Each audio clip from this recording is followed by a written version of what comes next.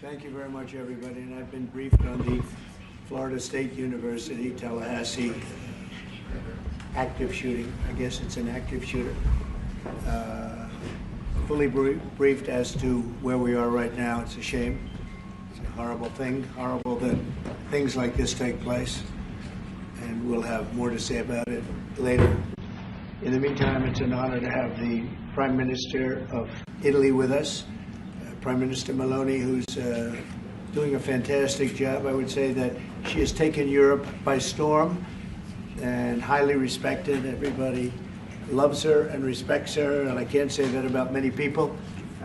And she's become a friend, and we really have a great relationship between Italy and ourselves. And we talked about trade, we talked about many, many things during our luncheon, and she'll be saying a few words, but she's a very special person, and it's nice to have you with us. Thank you very much. Thank you very much, Mr. President. Thank you for your warm welcome. Thank you for this occasion, which is a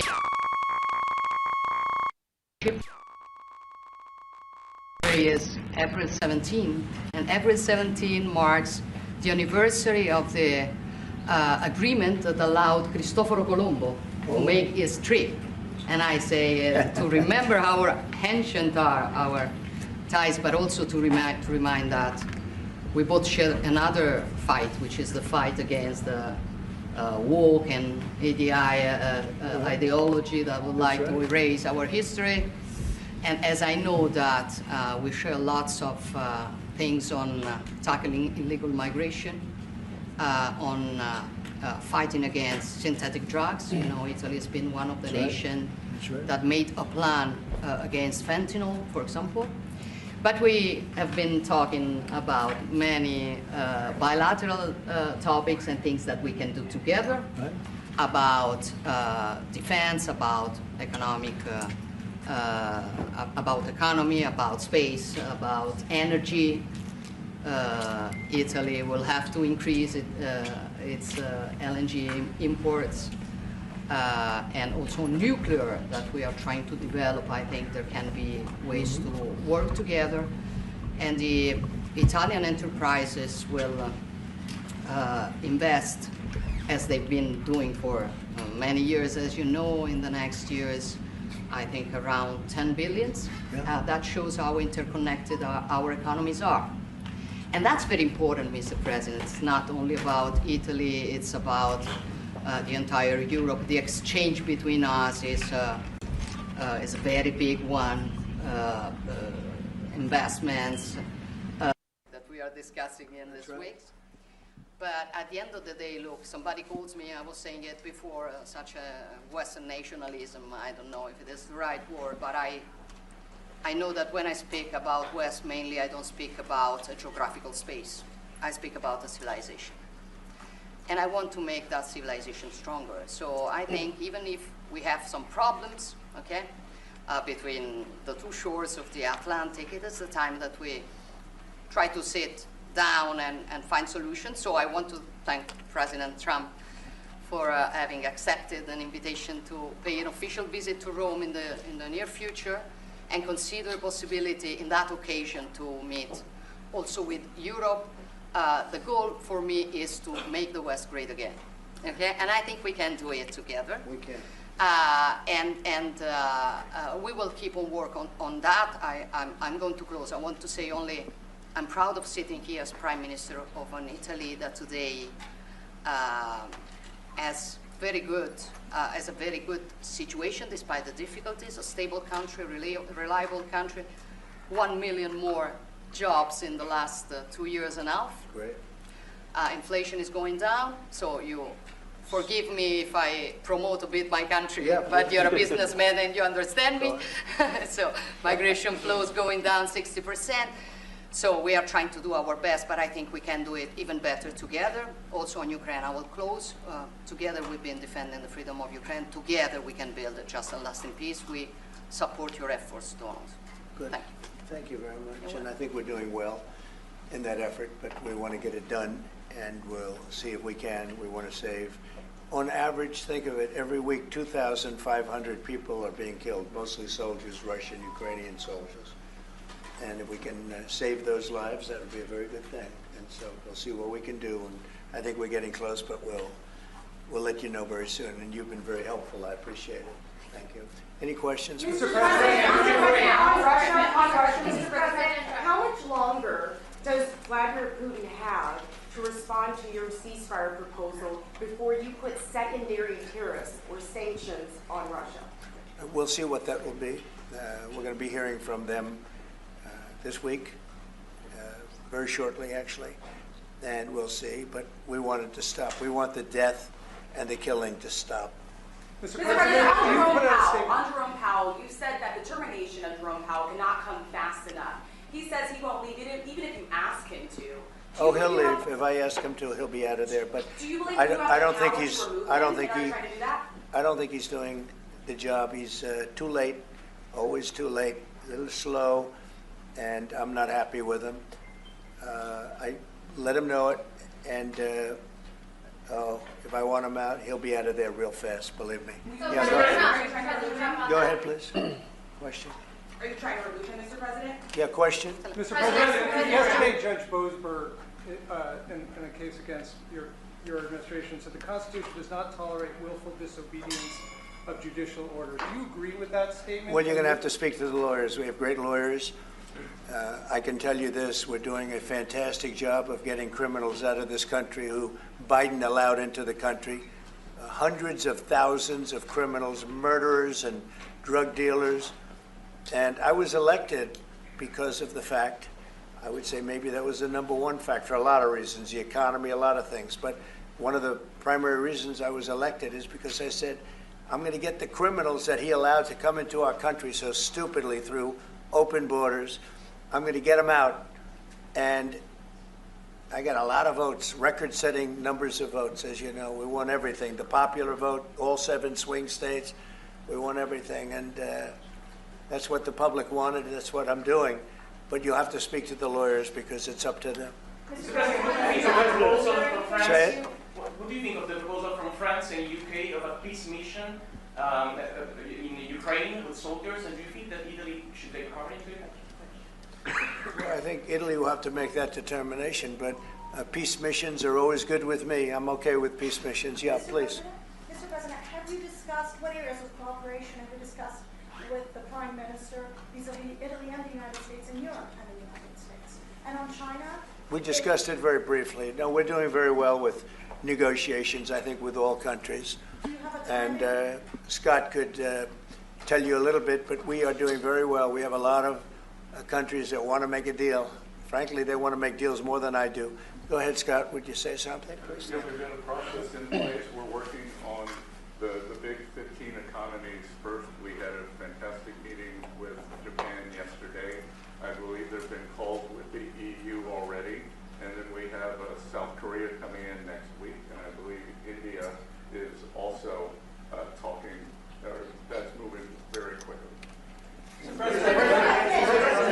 Go ahead. Ukraine's President Zelensky has said he has evidence that China is supplying weaponry or ammunition to Russia. Do you have any evidence along those lines? And also, he said we could see a minerals deal signed this week. Is that? Well, we have a minerals deal, which I guess is going to be signed on Thursday, Scott, next Thursday, soon.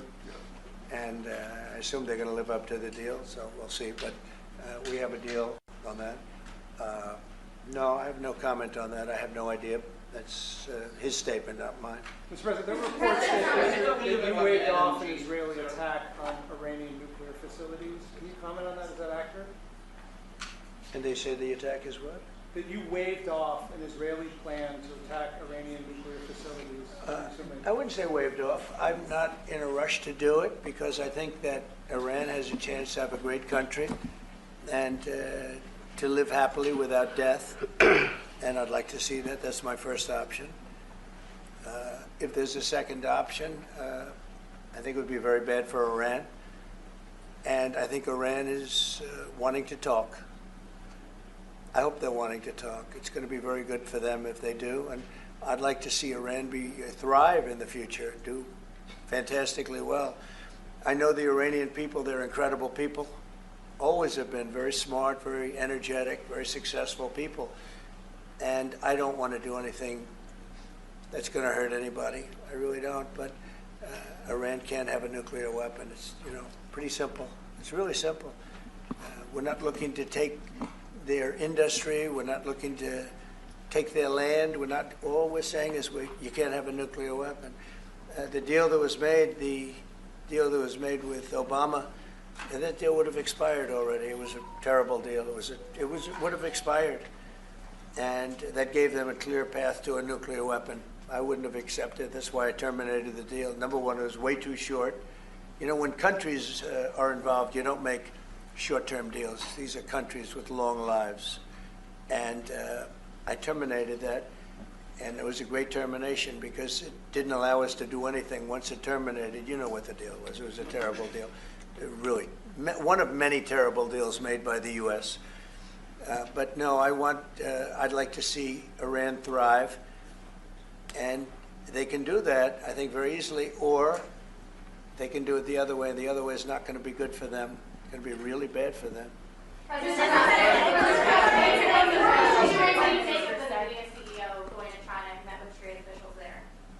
Well, Jensen's an amazing guy. He's become a friend of mine, and I don't know, he's a person that's very proud of our country. He loves our country. I'm not worried about Jensen at all. Mr. President, before hold you in contempt, will you take steps to return Kilmar Abrego Garcia to the United States and put him in front of a judge? Well, I'm not involved in it. I'm going to respond by saying you'll have to speak to the lawyers, the DOJ. I've heard many things about him, and we'll have to find out what the truth is. But I will say this, we were inundated by millions of people, many millions of people during the Biden administration. They say 21 million. And a big percentage of those are criminals, serious criminals. I'm not saying just criminal because they came into the border illegally. I'm saying they're criminals at the highest level, murderers. Many of those people murdered more than one person, and they're on the loose. And I was elected to get rid of those criminals, to get them out of our country, or to put them away, but to get them out of our country. And I don't see how judges can take that authority away from a president. We've done an amazing job, Tom Holman, Kristi Noem. We have done an amazing job. Nobody can believe the job we've done. Far greater than what I said. I mean, I got elected on that, but we've done much better. We have right now 99% border. It's a 99%. Nobody thought that would even be, nobody's coming through our border practically. 2 weeks ago, we had 9 people come through, all for medical reasons. We allowed them. We brought them through because one had a heart attack, one had something else, and, all for medical reasons. We have a great border. We had a great border 4 years ago, but we have a border now that's even tighter, and we did that in a matter of weeks. And no, we have to. We need to get murderers and drug dealers and people that were in jail for horrible. They released jails, Georgia, from all over the world. They released them, not just South America, all over the world, the Congo and Africa. Many, many people come from the Congo. I don't know what that is, but they came from the Congo. And all over the world they came in, opened their jails. Venezuela, practically all of their prisoners released into our country. And we took them because we had an incompetent administration called the Biden administration. And to think what they've done to our country. And I was elected to straighten that out, and I'm doing that. But we have activist judges that don't want murderers to be sent out of our country. They don't want killers and drug dealers and drug lords and people from mental institutions. They want them to stay in our country, I guess. I don't know, maybe that's the liberal way, or as they call it nowadays, the progressive way. But I don't think it's the way that our country believes, and that's why I won in a landslide. Mr. President, back on trade, Mr. President, you did say that you are confident these deals will be done, but you also said that you're in no rush. Americans are seeing prices rise. They're seeing it on their bills. How long can they expect that pain to last? So they've already seen it get much better, because if you were truthful, which you're not, I know you very well, you have gasoline that hit $1.98 yesterday in a couple of states. You have gasoline's way down. The price of oil has dropped substantially. The price of groceries are substantially down. The price of eggs, you know, when I came in, they hit me with eggs. I just got there. I was here for 1 week and they started screaming at me, eggs have gone through the roof. I said, I just got here. I was there for 7 days and I hear that eggs have gone through the roof before I got there. And they were screaming at me, the press, the fake news, like you're fake. And the fake news is screaming at me like about eggs. I said, I've only been here, this is my 7th day. And they were right. They went up 87% and you couldn't get them. They said, you won't have eggs for Easter, which is coming up. Happy Easter, everybody. You won't have eggs for Easter. And we did an unbelievable job. And now eggs are all over the place and the price went down 92%. And our Commissioner of Agriculture, Brooke, has done a fantastic job. Did really done a fantastic job. So prices haven't gone up. The only thing that's gone up actually is interest rates, because we have a Federal Reserve Chairman that is playing politics. Somebody that I've never been very fond of, actually. But he's playing politics. Interest rates should be down now. They should be coming down. In Europe, as you know, they reduced them, I guess 7 times. It looks like they're going to reduce them again and again and again. But our guy wants to play cute. But interest rates are pretty much even. Maybe they went up just a slight bit, but that's the only thing. But that's because of the Federal Reserve, because they're not very smart people. Do you regret nominating him? Go ahead, yes, sir, please. Go ahead, Do you please. regret nominating him, Jerome Powell? Look, in the first 4 years, we had the greatest economy in the history of our country. Stock market went up 88 points. I think he's terrible, but I can't complain because we had the most successful administration economically in the history of our country. I think we're going to do even better this time because you will see that the numbers that we're taking in are astronomical. We're taking in tremendous amounts of money with the tariffs. We were treated very unfairly on trade, and countries are having a hard time getting used to the fact that they can't do that to us anymore because we have a real president. We have a president that understands what it's all about. We had presidents that in some cases were smart, but they didn't understand business, or they didn't like business, or, you know, it wasn't like a priority.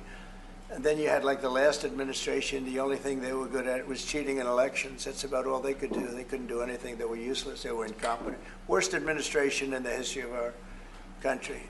Worse than Jimmy Carter. Jimmy Carter died a happy man. You know why? Because he wasn't the worst president. Joe Biden was.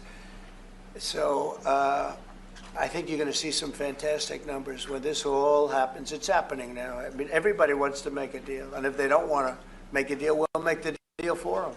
Because that's what's going to happen. We'll just say, this is what it is. But we want to listen to everybody. And I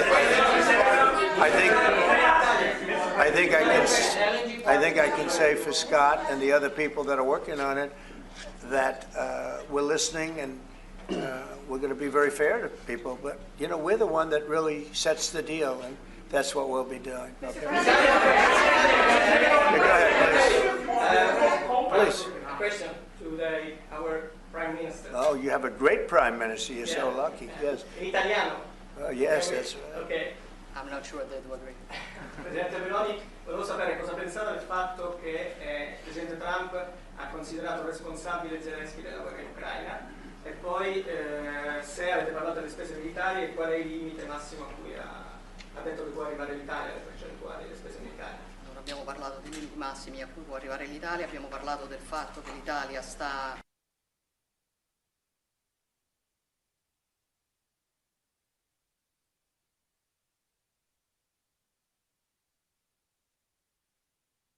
ma non abbiamo parlato poi di quanto va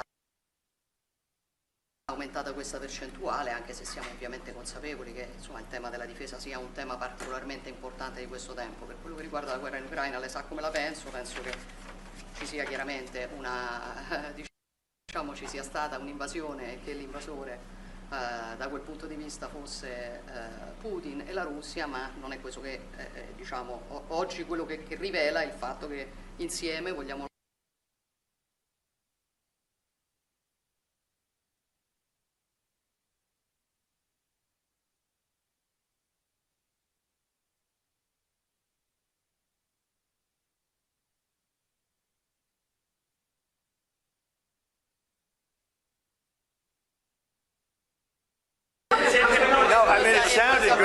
it was about. It was beautifully presented. But maybe I could hear what you said. Go ahead. It was about asking. Guys, Hold it. have some respect, please. Thank you. No, wait. I want to hear what you said. Go ahead. Prime Minister Meloni was asked what she thinks about the fact that President Trump holds Zelensky responsible for the war in Ukraine. And Prime Minister Meloni answered, well,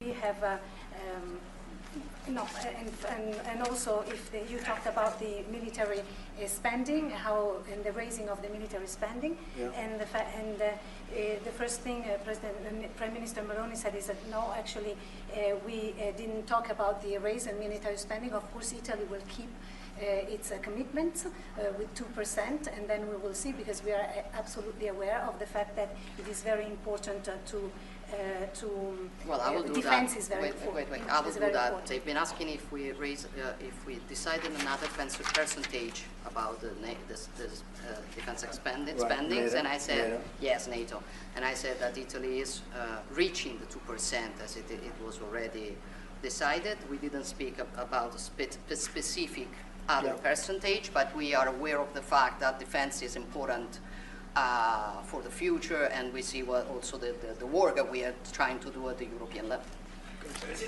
And I don't hold Zelensky responsible, but I'm not exactly thrilled with the fact that that war started. That was a war that would have never started if I were president. You'd have millions of people living right now that are dead. You'd have cities that would be open and thriving, and they'd have their beautiful turrets. Those turrets are the most beautiful in the world, but they're not with us any longer. They're smashed to smithereens, laying on the ground in a million pieces, getting hit by rockets, bombs, and bullets. And so I'm not happy with him, and I'm not happy with anybody involved. I think it's a war. I know it's a war. It didn't happen for 4 years. It was never close to happening. It was never even a thought. And I spoke to President Putin about it a lot. It was the apple of his eye, but there's no way he would have ever gone in if I were president. Now I'm trying to get him to stop because, as you know, Russia's a lot bigger. It's a bigger military force. And if you're smart, you don't go involved and get involved in wars that you can blame the man that was sitting in this seat, Biden. He didn't know what the hell was going on. But I can guarantee you that, and everybody agrees to it, if I were president, that war would have never taken place. I'm not blaming him. But what I am saying is that I wouldn't say he's done the greatest job, okay? I'm not a big fan. I really am. I'm not a big fan. Go ahead,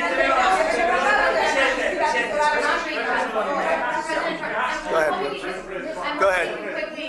Go ahead. Presidente Meloni, avete discusso di Cina, della possibilità che l'Europa ponga dei dazi, diciamo, sulla Cina. Mr. President, are you sure about the definition of parasite of European? Would you say again that European are parasites? He's never said. Would you say again that European. Have you said that Europeans are parasites? Yeah. Have you said it? No, I haven't said. I don't know You what. didn't say it. I don't even know what you're talking about. Go ahead, please. Go ahead. No, wait. Next. Go. Thank you. Prime Minister Meloni just said we want to make Europe great again, and we want to do it together with the United Sure. West, yeah. Did you? I guess that's what you said, Mr. Prime Minister. How are you going to do that? And are you looking to do it to counter China, who is really trying to gather influence against the United States with the help of this joint agreement? I hope that Europe is going to be great again. Europe is going through a lot of problems, and a lot of it's having to do with immigration. And I'm not a big fan of Europe and what they've done with immigration at all. And I think they got to get smart, because Europe is being very badly hurt by what they've done with immigration. Now, I'll say this, that the Prime Minister has taken a very tough stand on immigration. And I commented to her before. I said, I wish more people would be like you having to do with that subject, but they're not. Europe is very important to me. Europe is very important to the world. I want Europe to do very well. I think they have to get a lot smarter on immigration.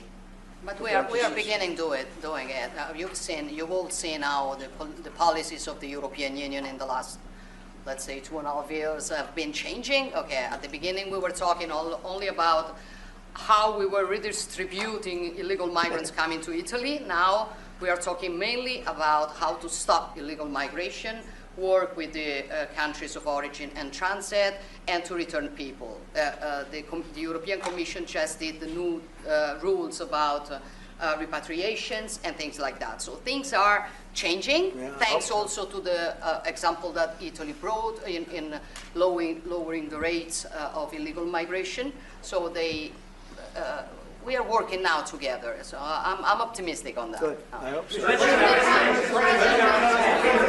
please. Go ahead. I would like to ask President Meloni if you have discussed the option of a Starlink deal with Italy on satellite communications, and President Trump, if you want to see the Google company going on. The Google what? The Google company. What about Google it? business. Yeah. You want to see it going on. Separate. Go ahead, please. Oh, well, we didn't discuss about Starlink. We've been discussing about defense space, where we will work together also in the Mars missions. So there are big things to do together, but we didn't discuss it. In your conversation with the Prime Minister that changed your mind potentially about tariffs and what you plan to do going forward? Was there anything the Prime Minister said to you that changed your perspective? No, tariffs are making us rich. We were losing a lot of money under Biden, trillions of dollars, trillions on trade. And now that whole tide has turned. We're making a lot of money. We're taking in a lot of money. Don't forget, we're taking in 25% on cars, 25% on steel, 25% on aluminum, 10% baseline. We put penalties on China for sending us fentanyl. We put penalties on Mexico and Canada, 25% for allowing fentanyl and allowing the borders to be weak.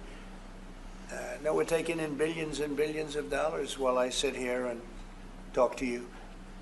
And we didn't take in anything before, other than the tariffs that I put on previous to Biden, which were the tariffs I put on China, where we took in, up until this point, probably $700 billion. They were Trump tariffs. He tried to weaken them. He did everything he could. You know, he got paid money by China, right? The family got paid money. He did.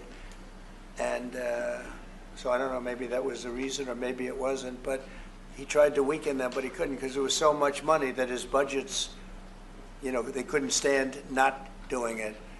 But I took in up till this point, my tariffs on China. Nobody ever took in 10 cents from China. No other president took in 10 cents. I took in more than $700 billion from China. So we're doing very well. I mean, our country's doing very well. They had a bad report today from one of the healthcare companies that had an impact on the stock market. But this isn't about that. This is really, we're building a base. We're building a country like no other.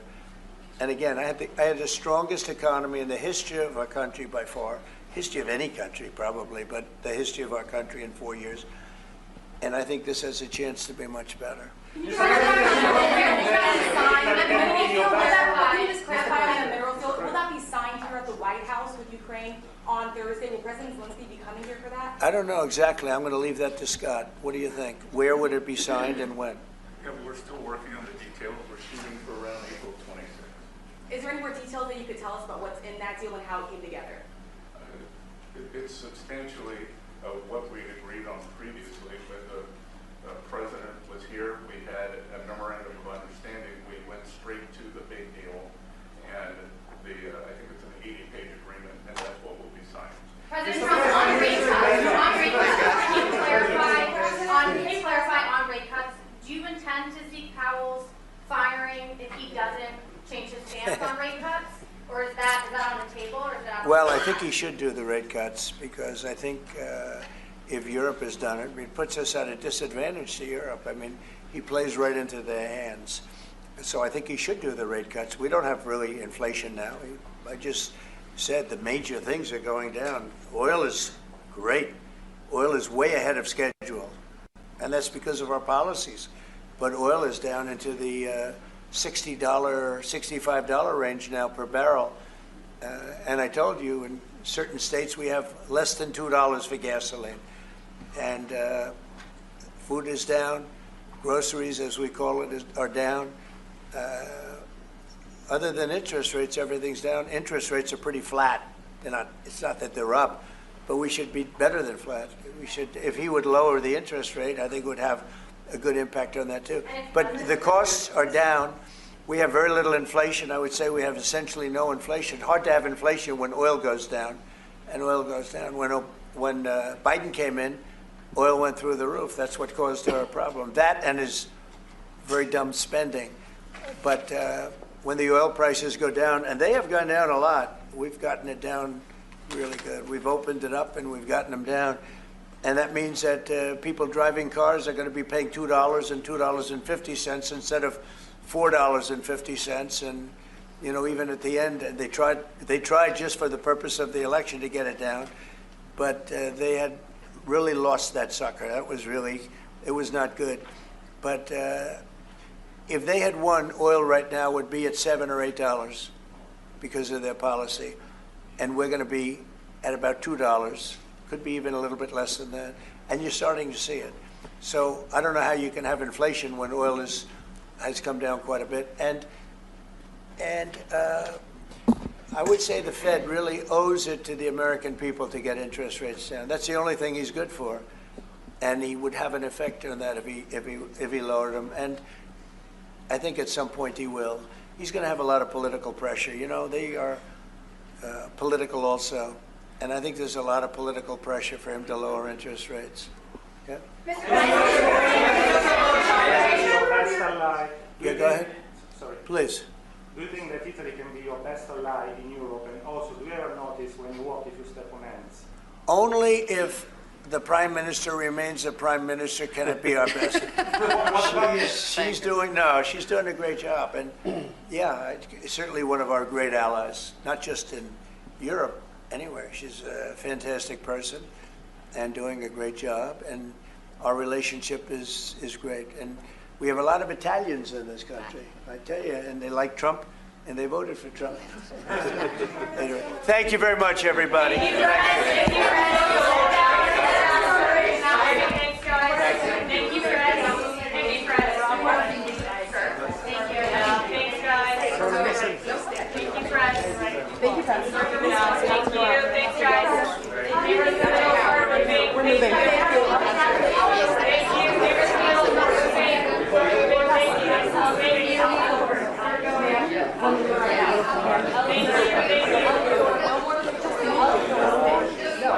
Thank you. Thanks, guys. Let's go. Thank you. Thank you. Time to go. Thank you, Press. Let's keep moving. Thank you. Time to go. Yes. Thank you. Thank you, Press. Everybody's going.